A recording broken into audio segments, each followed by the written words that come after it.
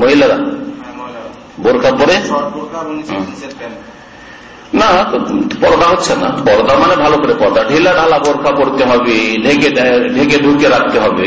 আমার দেশে ধুলোবালির দেশ, সুতরাং একবারে জরুরি নয় যে এদের মতো একবার লেথড়িয়ে চলতে হবে। এই দেশে অনেকটা ধরো 4 আঙ্গুল 6 আঙ্গুল একেবারে মাটিতে ঝুলে চলছে, আমাদের হয়তো সম্ভব নেই, কিন্তু কমপক্ষে পায়ের একেবারে তলা পর্যন্ত থাক। হ্যাঁ, পায়ের তলা পর্যন্ত থাক, মাটিতে অতটা ধুলাতে না ঝুলিয়ে, এতটাই যথেষ্ট।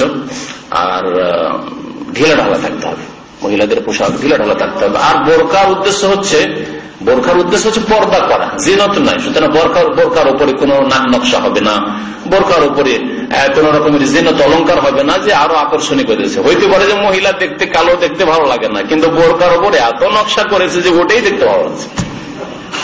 বুঝতে পারছেন? ফিতনা।